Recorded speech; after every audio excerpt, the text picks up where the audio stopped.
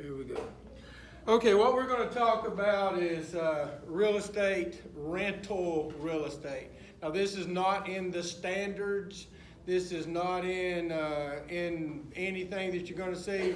So what I'm going to tell you is real life stuff, okay? I can't tell you about stuff that Donald Trump does, you know, with commercial real estate and all that stuff, but I can tell you small rental type stuff because I believe it. Okay, so here's and you know, for a guy like me, that's where I had to go because I didn't have a bunch of money. So so let me tell you how my cousin and I got started. Okay, I'll sit right here for the camera. Okay.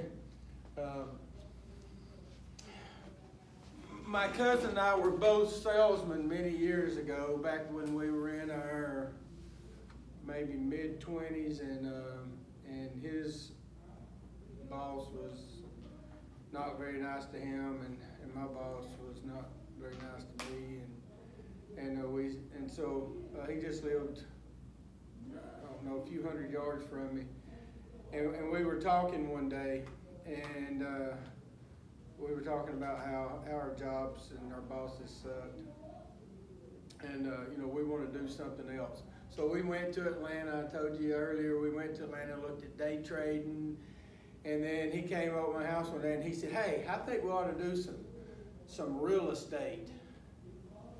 And I said, "You know, that'd be great. I've wondered about that." And I actually took a real estate course in college, but I learned nothing because the professor was awful. He was just terrible. And so I said, "Well, what are you thinking about?" He said, "I don't know." He said, "But we need to talk to somebody." He said, "You know what? I've got a barber, and my barber, he's got rental property, so I'm going to go talk to him." He said, "I just got my haircut last week, but I'm going to go get me another haircut and talk to him." So he came back, and he said he wouldn't tell me squat, nothing. So we had a great uncle at the time, our grandfather's brother, who had a bunch of real estate and had made a lot of money over the years at it. And in the family, we all knew he was a multi-millionaire, but he still had the first dime he had ever made till he was stingy. So, but he was always friendly to me, or semi-friendly for a grouchy old man. So he and I, my cousin and I went to him at church one Sunday, and he's sitting at a chair in between services, and I said, "Hey, just wanted," and I'd always talk to him, and I said, "Hey," and I said, "Mark and I are thinking about maybe getting into some rental property. Do you have any advice for us?" And he went, got this weird look in his eyes, and never said a word, just looked at us. I looked at Mark. We're looking at him, and he never did say anything. So we finally walked off, and I said, "What?" And he said, "I know what it is. He's afraid that we're going to get rental property and somehow step on his toes or something, and get something that he wants. He's so stingy." And I told Mom about it, and she said, "Yeah, that's the case." So anyway, I never talked to him again. Because I thought, if you're like that, everybody in the family, I say everybody, pretty much no one in the family really liked him because he just wasn't nice.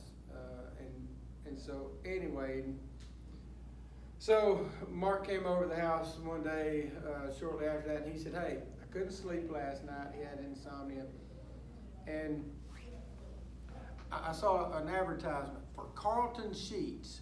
And it was one of those info commercials. Carlton Sheets, buy and sell real estate, make tons of money. And he said, I said, "Well, how much was it?" And I want to say it was like $250 for the course, and you get audio tapes, and you get books with it, and all this stuff. Have I ever told you this story, Nina? Okay. All right, this is where it all started. And for me and Mark both. So we bought it, and let's say it was $250, we paid $125 a piece, and we were both salesmen at the time, so we would drive around. At the time, you had these little audio cassettes, You pop them in your vehicle, and so as we were driving between clients, we'd listen to the audio cassettes. And then as he had listened to some of them, and I'd listen to them, we'd switch them back and forth, and then put them back in the little case, you know. And we had our little books, and we'd read the books, and we'd swap the books, and then we'd get together every few days and compare what we had learned. So we basically paid for an education, right? $250, $125 a piece, or whatever it was. And so Carlton Sheets, at the end of it, he said, all right, now, I've educated you. Now go do it. And we were like, Carlton Sheets said to go do it. We were like, go do it. And what he had told us is basically you got to get to know the market, get with some real estate, find a real estate agent, and drive around and look at properties and get to understand the value of properties and start looking at some stuff. So anyway, we found a guy in Dalton, super nice guy. He's an older guy. He just sort of piddling around with real estate. He was sort of patient with two young guys. And so we started looking at them, and we looked at some crappy stuff and some moldy stuff and stuff that really we shouldn't have even considered, but we were learning. And so we finally made a little offer on a house, and we bought a house right across from the old Walmart in Dalton on Stanley Street, and it was $26,500. And we'd gone to banks and fought with banks, and every bank in town had told us we had to have 20% down. But Carlton Sheets had said that we might find a lending institution that would let us do 10% down. And that was really important for us because we didn't have 20% of $26,500, which would have been somewhere around $5,250, which would have been a little over $2,500 a piece, right? But we didn't really have it. And so we found a bank that would let us go in with 10%, which would be $2,650. Are you with me? And then they would loan us the rest of the $26,500. So we bought that little house, and we got it, and we were all excited. I mean, we were excited. It wasn't watching grass grow. I mean, this was the Olympics, right? We were pumped about our little house, and we nicknamed it Termites Holding Hands because it was in really rough shape. So we closed on it at the lawyer's office, and we went out there, and we got the water hooked up, and water was spraying everywhere. All the plumbing underneath the house was busted. And we were like, oh no. So we got this guy to give us a price on it, and it was going to be like $1,200 to get it fixed. Our wives were mad. His wife was madder than mine, but both of them, they got together and they were bad-mouthing us how stupid we were.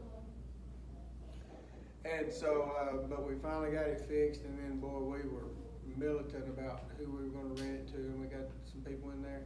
Anyway, it started cash flowing, and I'll talk about cash flow in a minute. And then, I don't know, it wasn't long, a month or so, 2 months later, we bought another little house over sort of behind Kmart on Cleveland Highway. And it was maybe a little bit better, but not much. Needed some work. I did some work on it, tore some floors out and fixed them. But we got it rented. Then we very quickly we found a little we call it a triplex. It had a double floor, a duplex, one right over the other, and then had a little house in the back. So it was 3 units, and we got it for $60,000 even, which was a steal. And that thing was awesome. It wasn't pretty, but it cash flowed wonderfully. And so very quickly we had 5 rental units, and we were so excited. I mean, we were on our way, buddy. And so all of them were cash flowing, and our wives were a little bit happier with us at this point. And but they were all sort of low end stuff. And then we, I think the next step was we bought a trailer park, and that was a disaster. It was awful. We closed on it one day, and I can't remember how many trailers it had in it, maybe 11. And we closed on it, and then we drove immediately to the trailer park, and one of these guys told us that, oh, the guy that was going to each trailer, we'd already looked at them, but the people that was buying them from didn't tell us everything we found out. So we went to to one of the trailers, and I said, who lives here? And they said, oh, he moved out a few days ago. And so we couldn't get in. We had to break into it. And there was poop everywhere. I believe he'd been pooping in it for weeks in the trailer. This guy, he really let some big old poops. It was disgusting. And then he took the poop and wrote on the walls and wrote bad words on the walls in poop. I know, man, it was disgusting. And it reeked. All that stuff had been sitting in there just brewing. And and some of it had just been, some of the poop had been thrown against the wall. It was horrible. What if he had moved out and then he would just drive there just to take his poop and then leave? Maybe so. I think the guy was so disgusting he just lived there for a while he was doing all his pooping. Now why he did that, I don't know. We never met him, so he didn't hurt the people that owned it before because they sold it to us, and he didn't. He hurt us, and we never met him. So anyway, pretty disgusting. That was our introduction to the trailer park, and that pretty much summed up the entire owning of the trailer park. It was one bad thing after another. So my cousin told me, he said somewhere along the way, we did this for a few years, and he told me somewhere along the way, he said, hey, I want to get into some bigger apartment complexes, and how about it? And I said, I really don't want to do that. He said, well, if it's okay with you, what I would like to do is I would like to sell everything that we have, pull the money we have out, and then I'm going to invest mine in apartments. And I said, that'd be fine with me. So I pulled mine out, and I started flipping a few houses along the way. If you don't, does everybody know what flipping a house is? Okay, if I could have said this 10 years ago and you wouldn't know, but now they're showing it on television and stuff, so it's just much more prevalent to understand it.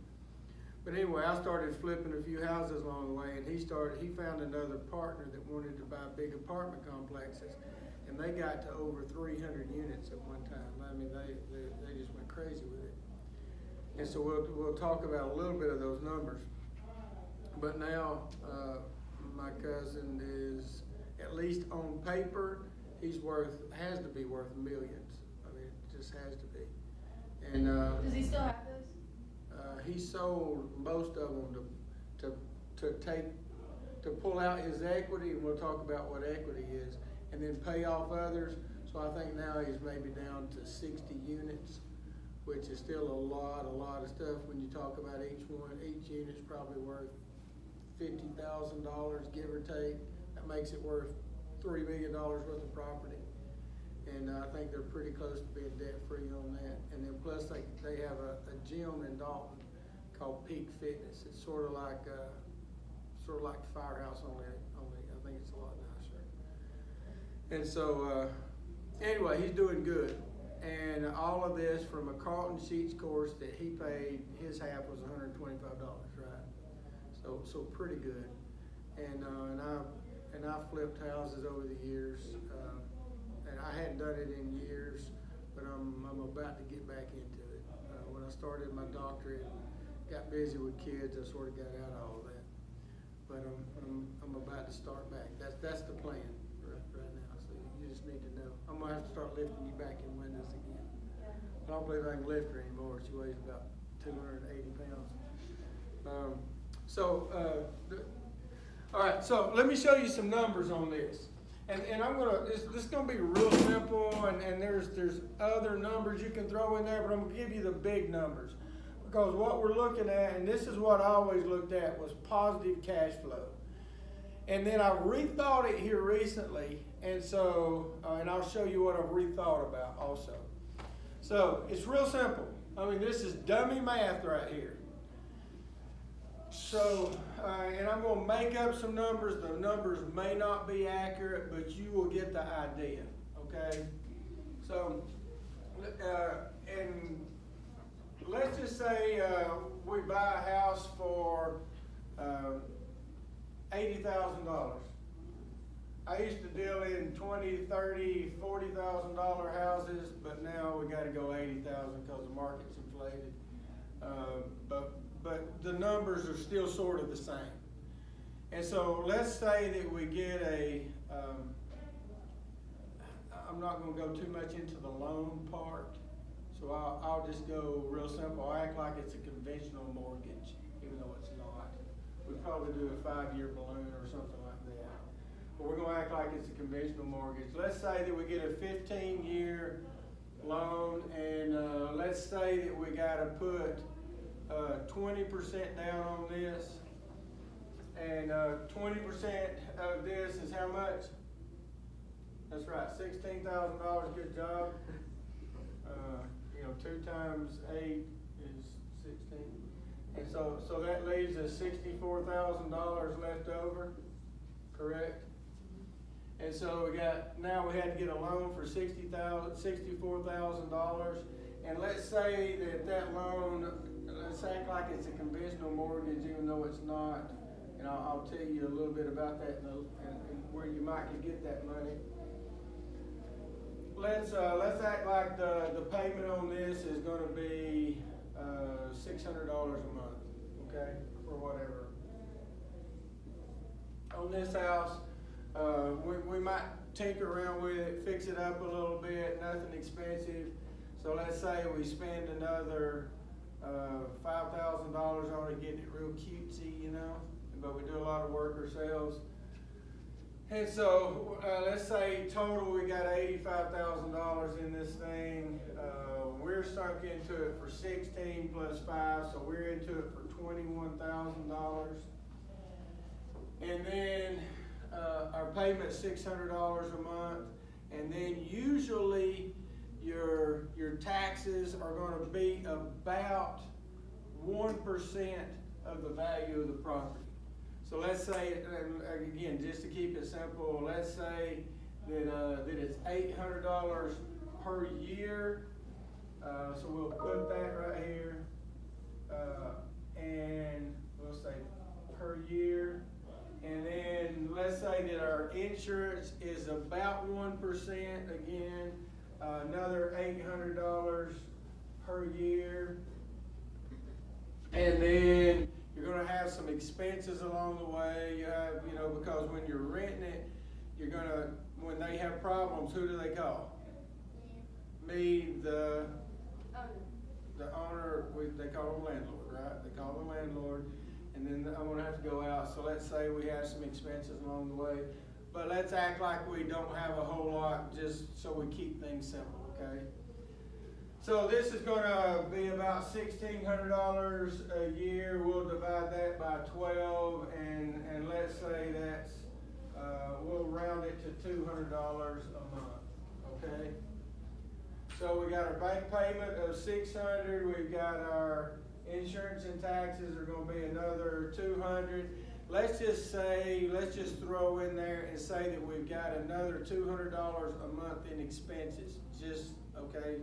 And I always figure worst case scenario.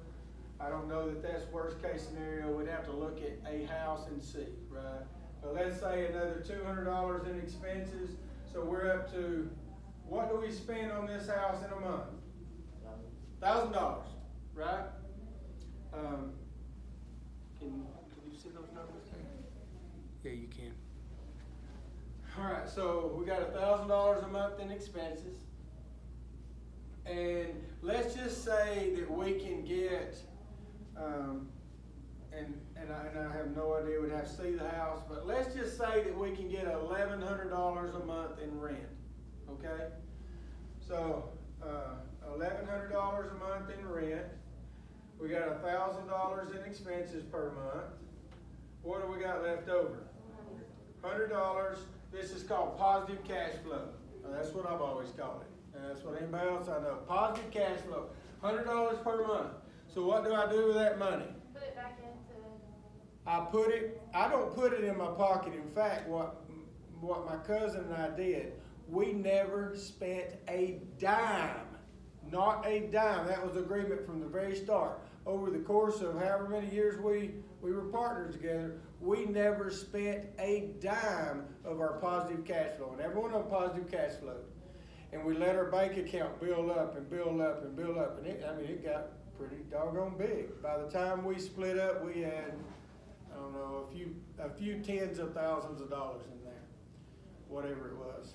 Maybe it was 20,000, I don't know, whatever. And then we just split it, right, when we went our separate ways, as well as the profits we made off of the properties. And so, but let's say we have $100 positive cash flow every month, month in, month out. So at the end of the year, we have $1,200, and we don't spend it. We put it in a bank account that is specifically for rental properties, right? Now, so we just make $100 a month. Is that good? It's not really good, is it? So you're like, why do you have this rental property? No, but tell me the good part. Positive cash flow. The positive cash flow, that's not enough to do anything. I mean, at the end of the day, $100, I mean, we blow that on going to Chick-fil-A and wherever. You eat at El Nepal with a family of 4 twice and give a good tip, you've blown that $100, right? So that is, to me, that's insignificant. That means nothing. I don't care about the $100. Well, where's the good stuff in this house? Okay, let me make sure you understand this and you're not missing it. At the end of this, and then I'm gonna make it cuter. In 15 years, this house will not be worth $80,000. Hopefully, it'll be worth 120 or 100. Let's say 110. Be conservative. How much have I spent myself out of this? $21,000. Over the course of that time, I will get most of that back, right? Just by the $100 a month, $1,200 a year, and you multiply that by 10 years, that's $12,000. You multiply that by 15 years, that's $18,000. So I got most of my money back, right? And then I have a house that's worth $110,000 that's mine, and who paid for it? I didn't pay for it. Yeah, the people that lived there, they paid for it. So they bought my house for me, right? Now, let's say that I'm 30 years old when I buy this, just for the sake of it. I'm Carla Zeus's age. And Carla Zeus buys a rental property, and he does this right here.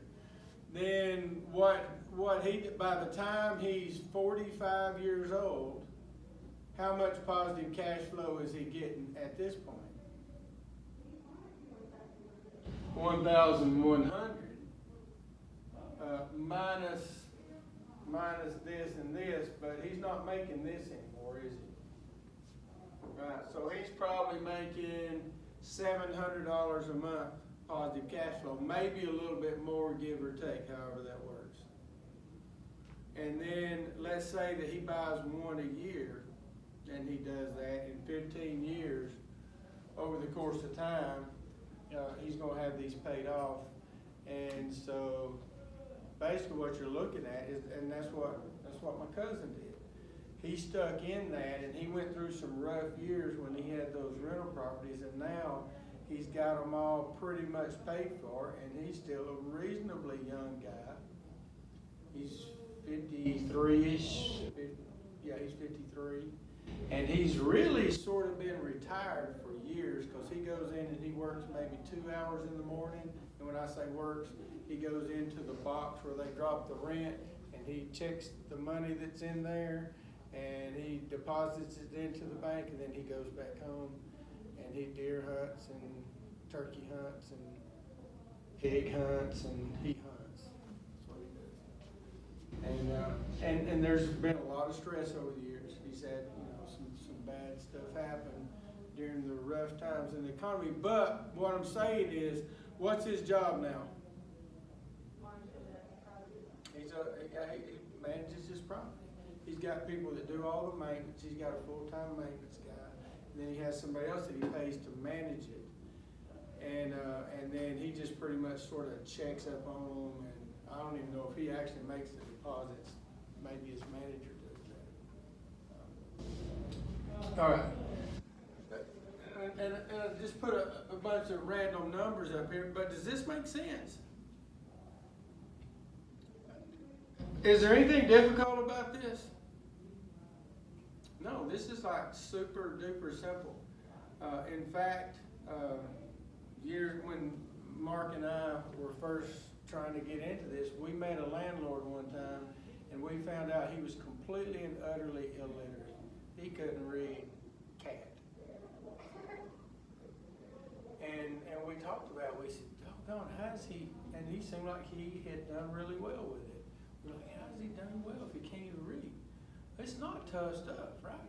This is not tough. Now, is it going to be real easy? No. You're going to buy a property at some point, and somebody's going to have rubbed doo-doo on your walls. Maybe not, but something like that. And I've heard horror stories, and Mark can tell you tons and tons. Since he's been doing this for so many years on such a large scale, he's got tons and tons. He's had bed bugs. He's gone in some of his units, and he had to go and fumigate them. He had, I know at least once, the guy didn't pay his rent, and he went to check on him, and the guy was dead, and had been dead for like a week or two, and so basically melted into the floor, all swelled up or whatever, and things like that. Now that's horrible, right? And if we act, now I asked him one time if he'd come speak to my classes. He's like, I can't speak to those teenagers. I'm scared to death. So he wouldn't do it.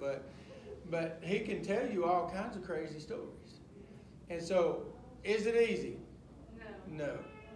But Mark now is on paper a multimillionaire. He has to be. Now, why do I say on paper?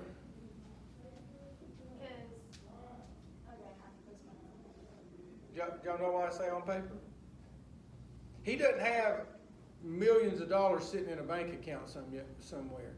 Where when I say multimillionaire on paper, we're talking about net worth. Let's say, and I'm going to make up some numbers again, okay? But let's say that he has $7 million worth of real estate. Just throwing out a number. And that probably wouldn't be too awful far off if he's got 60 units. So this is property values. And he owes, let's say he owes $1 million. Because I think he's pretty close to getting paid off. I don't know exactly, but let's just say, for the example. Now he's 50-50 partners on this, but what does this represent? This is the property values, this is the amount of debt, this is,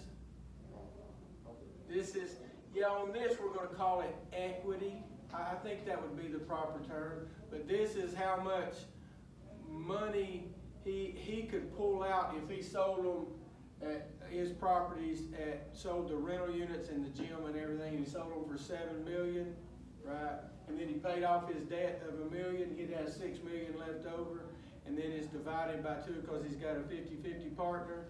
So his part would be somewhere in our example, which I don't know how accurate these numbers are, but let's say he's worth $3 million. That's not bad, is it, for an old country boy? And I don't guess Mark wouldn't mind me telling you, it took him 5 years to get out of high school. He was on the 5-year plan. He was. He wasn't ready to leave. No, he wasn't ready to leave at all. A great, great guy, but he just was not academically inclined at all. And we all knew Mark was smart. I mean, he's very smart, but just didn't care, right? It just wasn't important to him. And his brother's the same way. Russ, I love Russ. I think Russ was on the 5-year plan. Russ is one of my fishing partners. But Russ, I want to say Russ was on the 5-year plan, and now Russ owns a big old electrical company, and it's doing really good. I mean, real good. And both of those guys have got a whole lot more than a lowly school teacher with a whole bunch of degrees, and one of those being a PhD. And both of them they're killing it, and I'm so glad for them because they're super nice guys, right? And they worked hard. But my point is on this is that when we say he's worth a few $1 million, he didn't have it and he just goes home and flops around in the money. It's tied up in real estate somewhere. So he would have to pull it out. What he uses for the income, and let's just look at these numbers real quick. Turn this period in.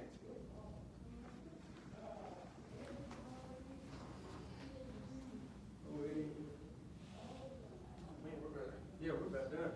Okay, let's look at these numbers real quick. All right, let's say he's got 60 rental units, and then and then each one of them, I'm just gonna throw out a number, $800 a month. So that's what's 48,000. That's the income coming off of that every month for 60 units. $48,000 a month. Then he has to pay maybe a manager, maybe for repairs. He has to pay a guy that does his maintenance. But you knock out $5,000 per each of those, right, for 2 employees. So $10,000 for those 2 employees. And you do $5,000 worth of repairs. And what's that? $33,000 a month divided by 2 because he's got a partner. That's not bad, is it? Now he still has some payments, but I think the payments are about done. You get the idea, though. There's some profit to be made there. I'd like to make half of $33,000 a month. That'd be nice. I don't make like that. All right. Hey, y'all have a great day. Thanks for sticking with me.